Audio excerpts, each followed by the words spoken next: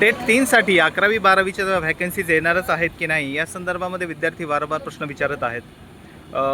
तसंच जागा किती अपलोड झालेल्या आहेत, किती अप्रूव्ह झालेल्या आहेत आणि कधीपर्यंत लॉग इन उपलब्ध होईल या संदर्भामध्ये विद्यार्थ्याकडून वारंवार फोनवर, व्हॉट्सअपवर, इंस्टावर वारंवार विचारणा होत आहे.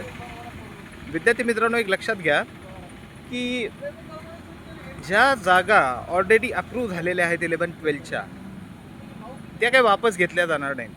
आणि ही जर प्रक्रिया करायची म्हटलं तर पुन्हा मग सगळंच अजून 2 महिने तर काही मुहूर्तच लागणार नाही आणि गव्हर्नमेंटवर खूप दबाव आहे. सध्याच्या परिस्थितीमध्ये काहीतरी पॉझिटिव्ह करण्याचा सरकार प्रयत्न करत आहे. अशा परिस्थितीमध्ये ज्या जागा ऑलरेडी अपलोड झालेल्या आहेत आणि जवळपास 75% 80% जागा अपलोड झालेल्या आहेत 11-12च्या सुद्धा, ज्या संस्थांच्या जागा राहिलेल्या आहेत त्यांच्या संदर्भामध्ये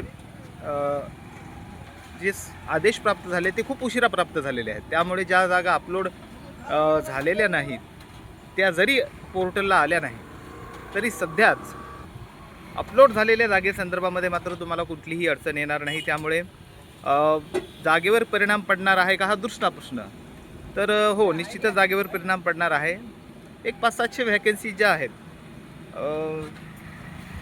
जास्त किंवा मॅक्सिमम 500-700 ज्या व्हॅकन्सीजवर परिणाम पडू शकतो आणि त्या पण काही कमी नाही. इथे या 100-100 जागासाठी लाख फॉर्म येत आहेत. इथे तर 1.25-2 लाख उमेदवार सध्या शर्यतीमध्ये आहेत. दुसरी गोष्ट, यापुढे आता मुदतवाढ भेटेल का मध्येच, तर तशी शक्यता खूप कमी आहे. कारण गव्हर्नमेंटने किंवा मग अधिकाऱ्यांनी, उच्चस्तरीय अधिकाऱ्यांनी या अगोदरच तसं सूचनापत्रक काढलं असतं आणि 2-3 दिवसासाठी मुदतवाढ दिली असती. पण पाठीमागे जे एक उच्च अधिकाऱ्याचं स्टेटमेंट आलं की 17-18 हजार जागा येणार, 17-18 हजारपेक्षा जागा जास्त येणार आहेत, पण 22,000च्या आतच व्हॅकन्सीज येतील.